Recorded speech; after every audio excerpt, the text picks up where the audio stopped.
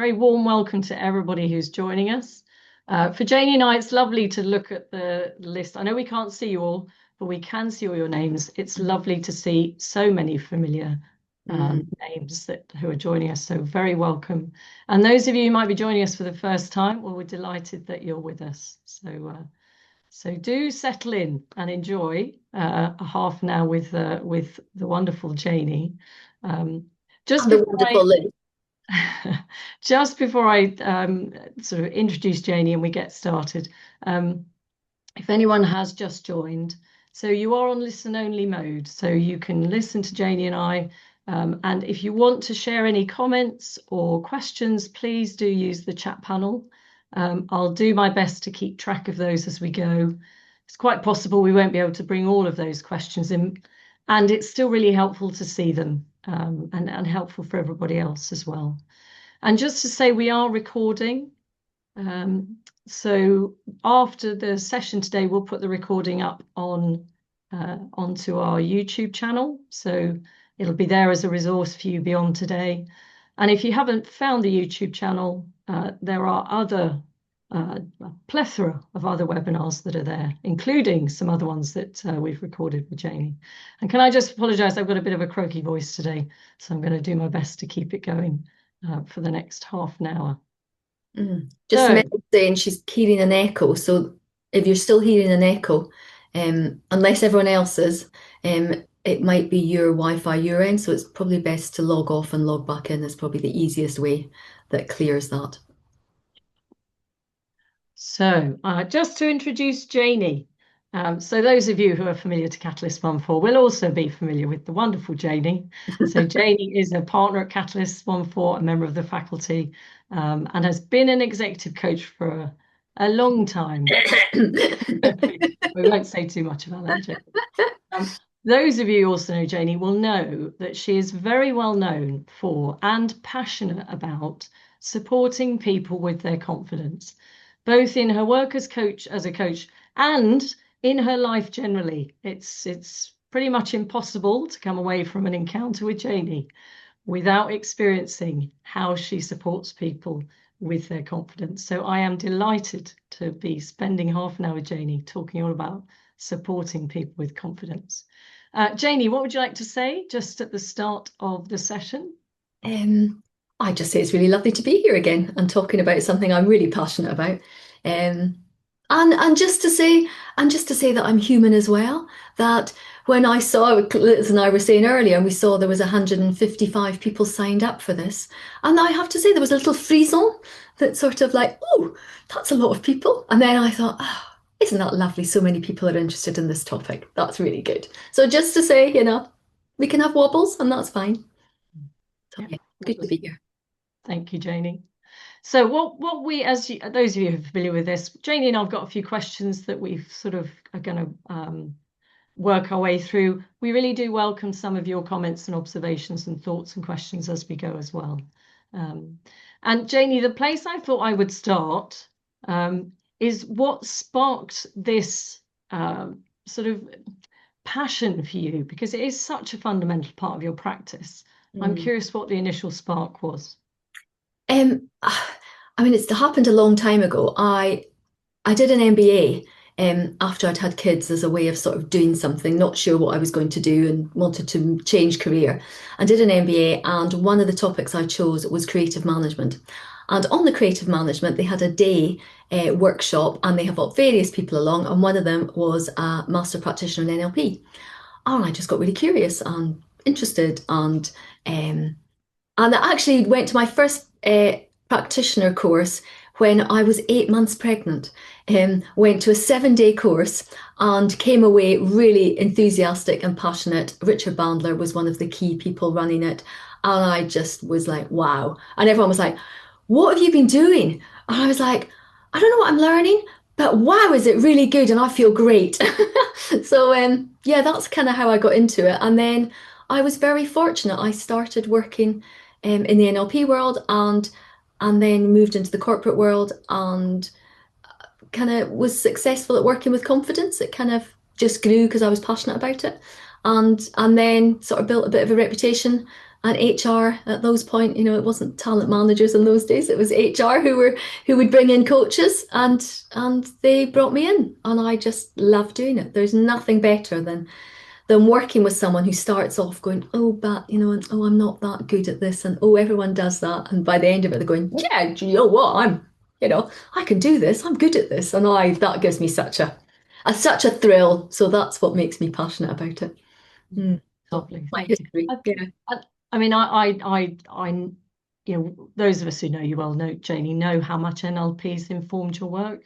Mm. I think what's lovely for those of us newer to coaching is recognizing we all have different things that have influenced us, Mm. and they all bring that sort of a passion or a focus in a different way. So it's lovely to hear that. Mm. And as Sue has rightly said, it is the number one topic that people bring to coaching. Yeah. So Yeah. often underneath the things that people are bringing is this question of confidence. Mm. Mm.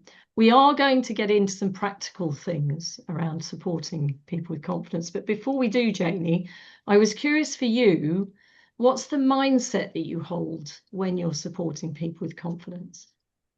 Um, I was thinking about this when you asked that, when you said you were going to ask this earlier. I think there's sort of various mindsets that come together. I mean, I mean, I'm going to mention NLP a bit, but from their perspective, it's actually, everyone is brilliant. They just don't know it yet, is how I translate it as. And if if I can do one thing really well, and I've got a really good strategy for it, once I know the strategy, I can apply that successful strategy to everything. And I believe in people. I believe in people's potential. So, and sometimes I've been challenged in that and gone, yeah, but not everyone's brilliant. Yeah, yeah, they are. Absolutely, I believe. And I used to say, and I still say, I get to work with lovely people. So there's a kind of a belief that I have. I get to work with lovely people, and they're all brilliant, and they can be even more brilliant. I do fundamentally believe that. Um, I believe that we can all get in our own way. We can all do it. Even just a little thing like Saturday morning, because I knew I was doing this today. Saturday morning, I had planned to get up early and go for a walk, and I sort of lay there and listened to the rain outside. Oh, oh, it sounds really wet and miserable out there. Oh, oh. And I talked myself out of it. And we can all do that. We can all talk ourselves out of things. We make pictures in our mind's eye. We have an internal dialogue that goes on, which affects our physiology, where we kind of go, ugh, and we do all that. And often it's below our conscious awareness. So it's the belief that people can make changes, and actually it's available to all of us. And it's about that self-awareness and willingness to change, I think, as well. So there's a real growth mindset. I hold a real growth mindset about people as well. And I am a cheerleader. I realised that someone said that to me the other day, because I was working with Paul, and he was laughing at me at one point, because someone, at the end, people were saying what they got from, it was a 2-day workshop, and what they got from the workshop and everything.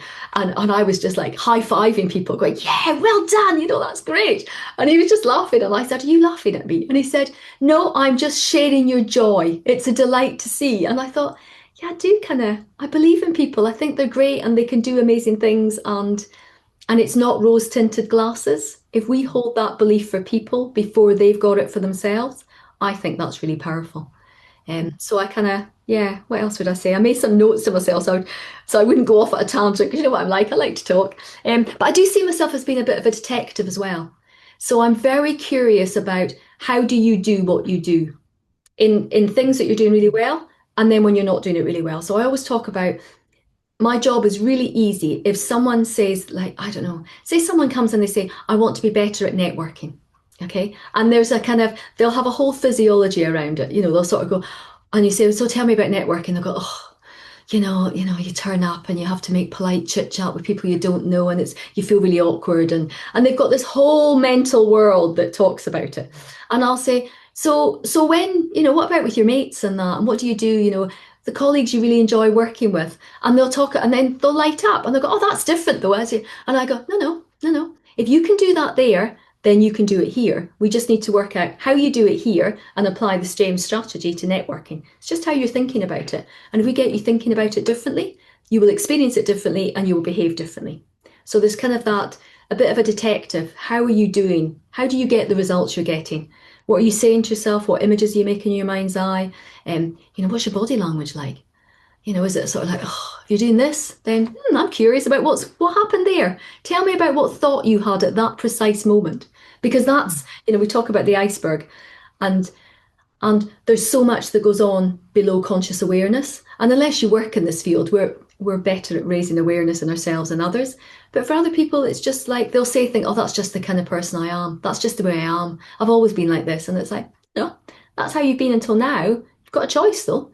We can work out how you be differently if you want to be. So holding that as well. Mm. Yeah. So I mean, there are lots of ingredients in it, Janey. I won't be able to play all of them back, but there's that real belief in someone Mm, comes through with passion, and I mm, love your word that they're brilliant. mm. So a real belief in their brilliance. Yeah. I really sort of also get that. I love the word detective. Mm, So that because detective is a real intentional curiosity, isn't it? Of mm, sort of mm. really going, looking and seeking and exploring with the other person. So Yeah. what's and the other Yeah. thing I'm really hearing actually is the connection between like the mind and the physiology. So, as you say, you can talk yourself out of it, Mm, um, but also paying close attention to people's physiology and yeah. the effect that that has. So yeah, so there's lots, and one of the reasons we started with this question is because it can be easy particularly as a new coach, to think I need more tools in my toolkit. No, you've got all the tools. We have all the, if you, when you've done your training, you have all the tools. And it's really honing those tools. And maybe perhaps in each session, thinking, okay, I'm really going to listen to the choice of language. Um, there's a I've looked up various times and I get different numbers every time. How many words are in the English dictionary? And I get I mean, the first time I looked up, it said 600,000. And I looked up the other day because someone said that many. And I said, that's what it said. So I Googled it again and it came out with 170,000. And I thought, oh, that's different. But either way, there's a lot of words, and the words we choose have an importance to us.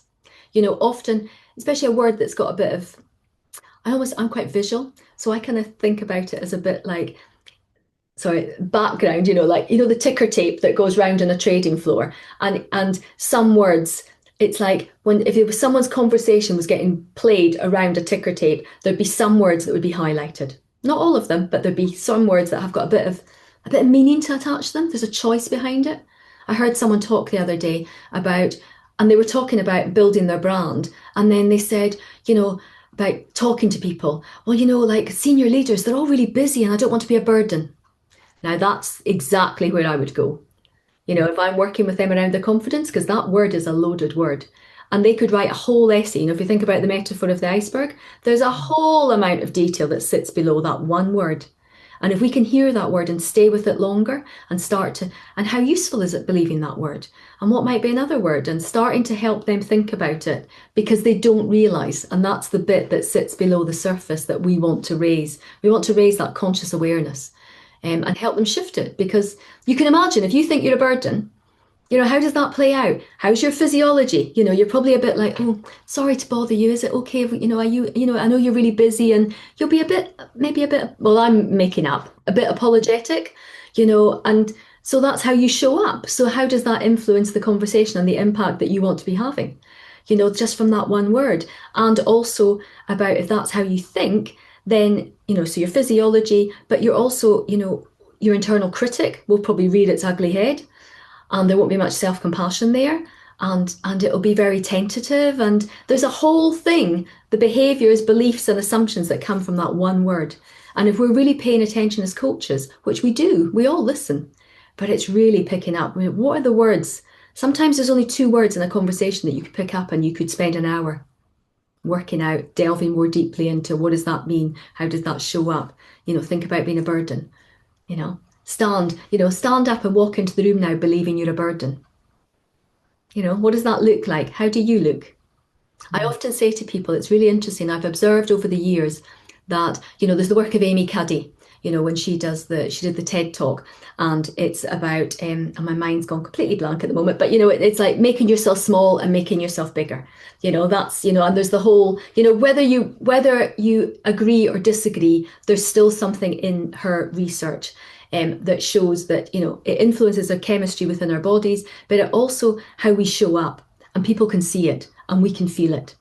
And And I think that's the kind of delving into that and raising awareness there. How do we make ourselves small? How do we make ourselves bigger? How do we hold that space? How do we become expansive? That's one of the tools. And I know what I was going to say. And then the other thing I observed with people was I really noticed when I'd say to people, okay, I really want you to exaggerate this. So make yourself small, cross your legs, cross your arms, lean in on yourself, sit like this, Amy Cuddy. And then just notice that if you keep that, if you want to move, and become more upright, what happens to your chin? It has to go up. So we used to, I mean, probably not us, but maybe a few years ago, that was a common phrase, chin up. And it was like, chin up, get better, feel better, just get on with it, get through it, whatever you want to say. But there was, and I just noticed with people, it's like a shorthand. If you notice you're doing this, your body's slightly following suit. And if you want to, you can't, it's really hard to keep your chin there and change your posture. Your head automatically comes up. And so it's listening to that. It's those kind of things that you notice in people and get curious about. What does that mean? And you hear a sigh, someone sort of goes and goes, and can I just pause you there? What just happened there? And they're like, sorry, what? I'm like, what just happened there? What thought did you have? What was the image you just made in your mind's eye? And they're like, well, I kind of thought about I couldn't do that or this had happened, and actually it brings it into their awareness. So Jane, you've taken us nicely because my next question was going to be top tips. And actually what I'm hearing is, again, a very close attention to language, which is not a surprise given the NLP background. And beyond that, a very close attention, as you say, to, I mean, you've used the analogy of an iceberg. I love the ticker tape, but the analogy of, that word or that phrase is actually in some way portraying a whole landscape of the story, if you like, that someone is telling themselves. Yeah, absolutely. And we all tell ourselves stories. And that's my curiosity. What's the story that you're telling yourself? And is it useful? So my example I gave about someone talked about when he came to me, work with me, and it was all about networking and brand and raising his profile. And we talked all about that. And he had that, I hate it and blah, blah, blah. And then I said, who's good at it? Who do you know who's good at it? And he went, oh, my father-in-law, he's brilliant at it. And I said, well, tell me about your father-in-law then. I said, oh, he'll go anywhere. He loves to go meet new people, find out about people. He's just really curious. He loves to go to anything. He'll talk to anyone. He's really passionate about it. And he's like, oh, what do you do? And, oh, that's interesting. And how did you get into that? And he's curious. And I was like, oh. So I wonder what it would be like if you sort of acted a bit more like your father-in-law. And he's like, oh. So the next time you go, how would that be if you took on his persona, acted like that for the next networking thing that you've got going to? How might you approach it? What would you do differently? How would you feel? How would people experience you? All that is a real rich field from paying attention and just finding out where are they? Where have they seen someone, either when they've been really good at it or when someone else has? And that's just, following up on that. So the tips are, it's back to basics. When we're really present and not in our own head. I mean, this is my shorthand. We've all got that internal critic at times that comes in about, oh, what's the right next question? Oh, I should say this, or I'm not sure where to take it. Or, we've all experienced those moments. And it's just being aware of what that internal dialogue is like. What's the internal critic saying? Is it useful? Is it helpful? I often tell the story about I went skiing years ago, and it was a really, really icy, horrible run. At the end, the end of the day, you had to come back down to the ski resort, down this steep, horrible run that was really icy, and people were hurting. People were falling over and hurting themselves. And it was one of those where, it was like ski to the far side of I have to turn, oh no, I don't want to turn. Turn, so I probably came down making about 50 million turns all the way down this.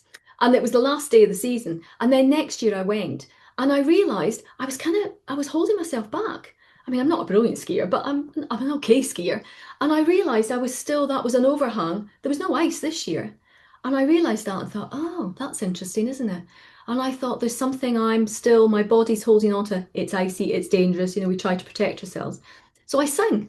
So I sing in my head, because I don't want to put headphones on because I think that's a bit dangerous.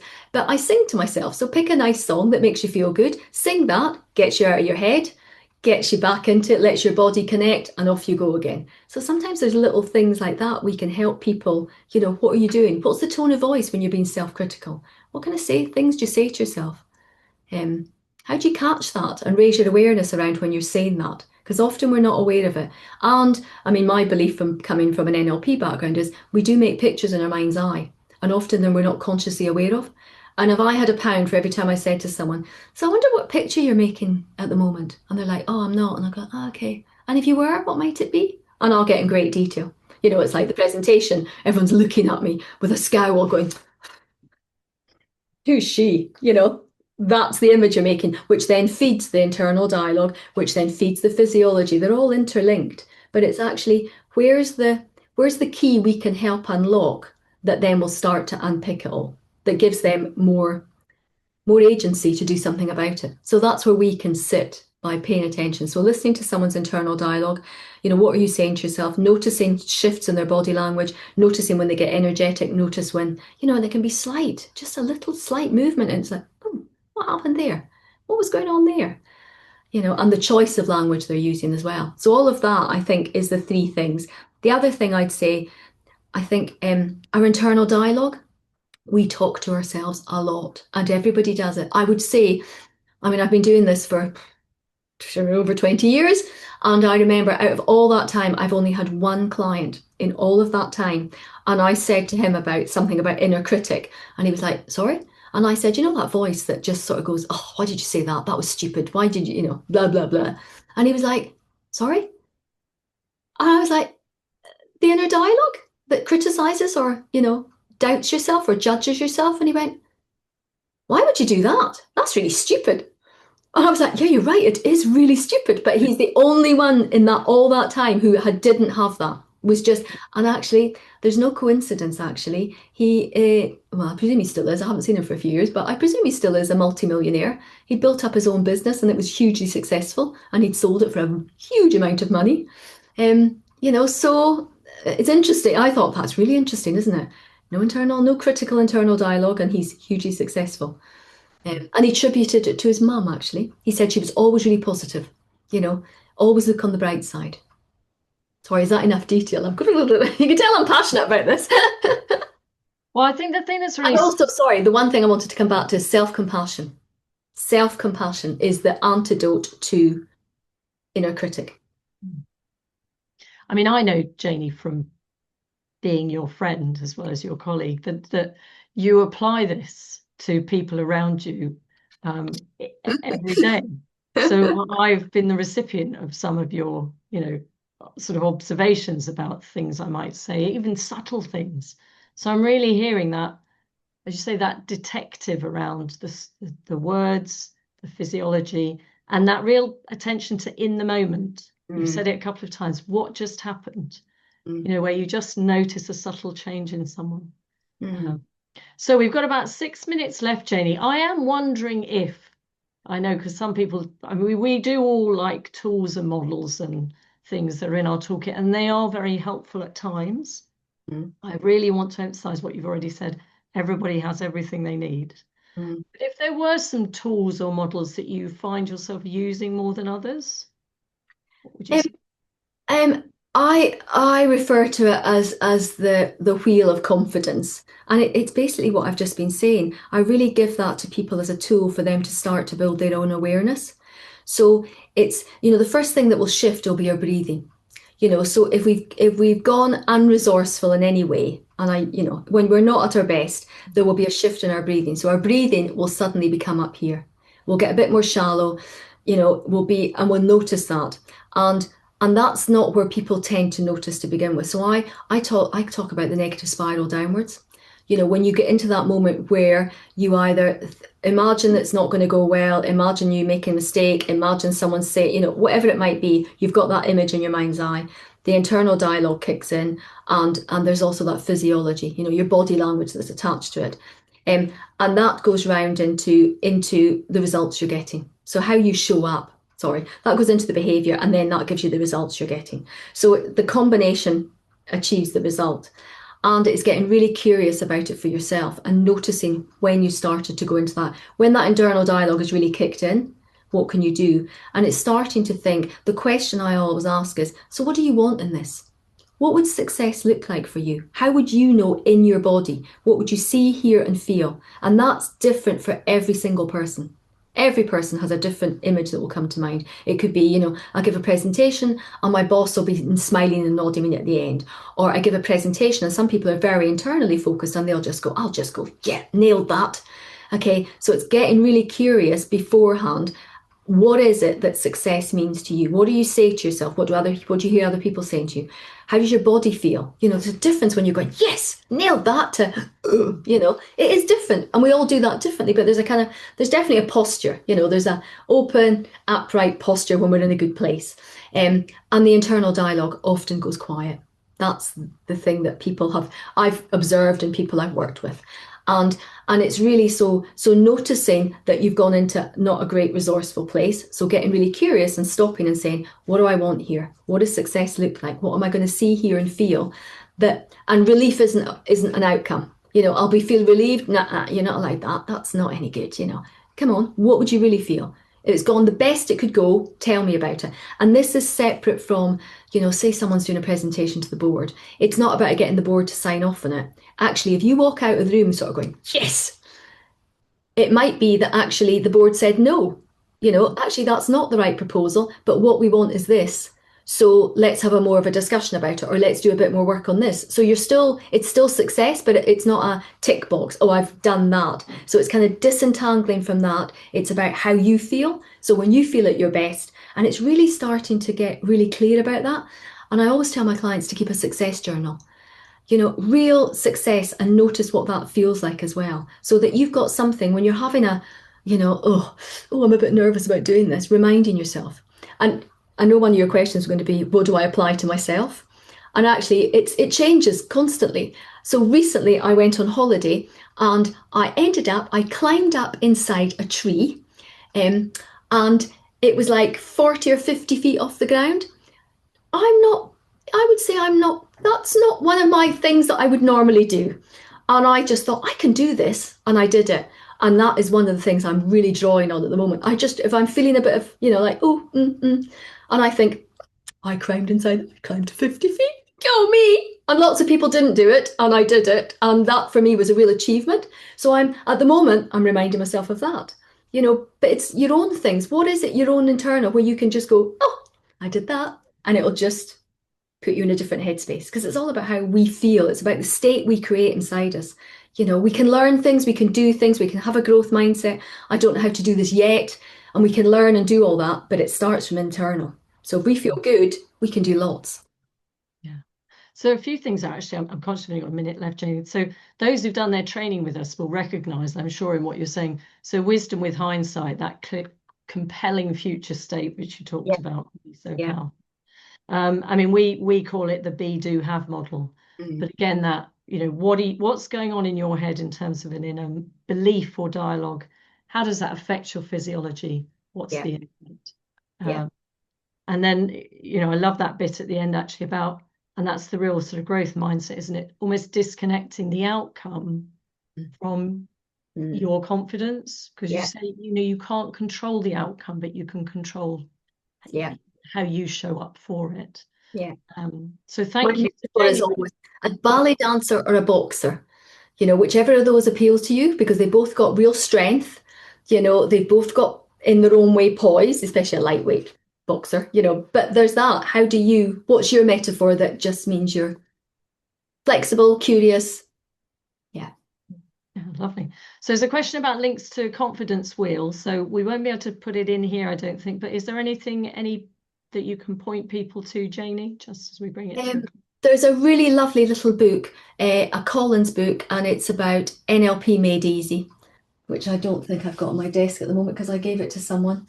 And it's a lovely little book to refer to. It's got lots of things in there about what I've been talking about today. Thank you so much. Thank you. Bye, everyone.